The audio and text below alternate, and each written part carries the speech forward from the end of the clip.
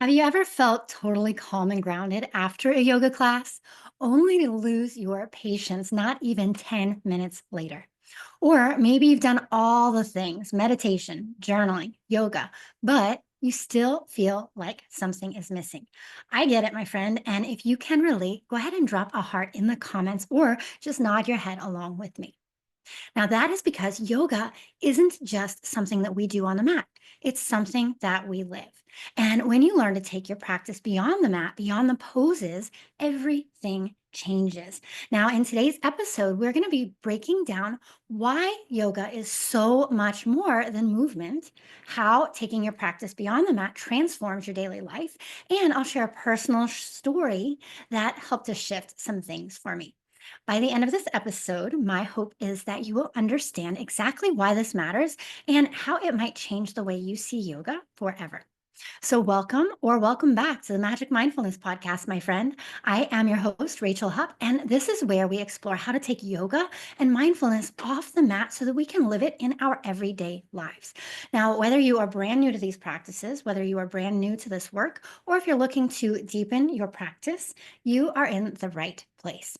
And by the way, this episode is sponsored by my 12-week transformation program, Wildly Aligned Women. It is designed to help you take the wisdom of yoga and actually integrate it into your daily life so that you can feel more balanced, aligned, and at peace every single day.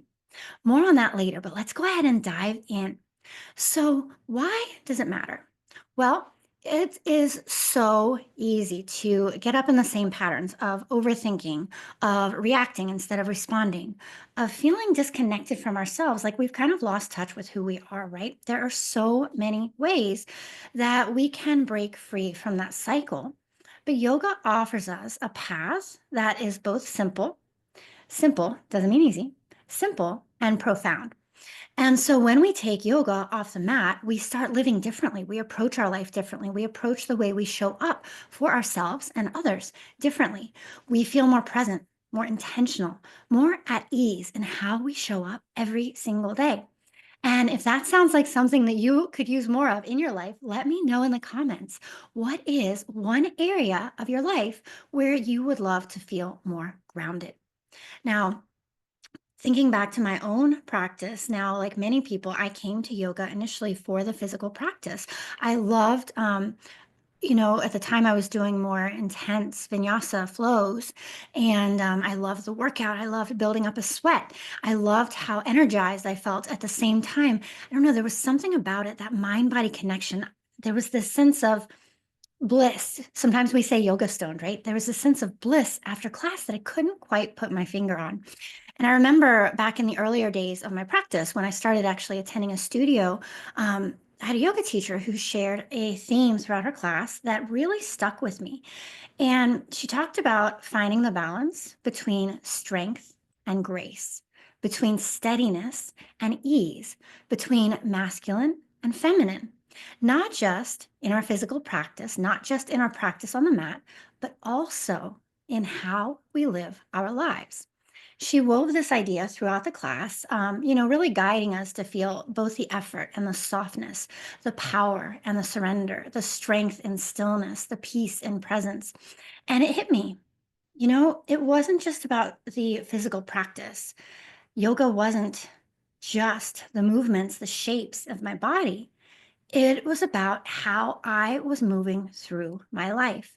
And so over time, it was kind of subtle and it has built upon itself over time, but I started noticing where I was forcing or pushing instead of flowing, where I was holding on too tightly, and where I might need a little less effort, a little less doing, a little more ease, a little more being. And so, in hindsight, looking back, I think that that class was really when I started seeing yoga as something much bigger than what happens on the mat. It became a practice for how I wanted to live my life. And I started really paying attention to these little nuggets of wisdom that my teachers would sprinkle throughout their classes. And thinking about, as I moved throughout my week, how could I live my yoga off the mat? How could I apply these little principles that they were sprinkling throughout their classes? How could I live them in my daily life? And so, my invitation to you, my friend, is to take a second here And just consider, where in your life do you feel like you're gripping or pushing or forcing too hard? Where in your life are you pushing too hard? And where do you need more softness? And drop it in the comments if you'd like to, or just take a mental note. We spend so much time trying to fix ourselves, reading personal growth books. I've got a bookshelf full of them, listening to podcasts, doing all the things.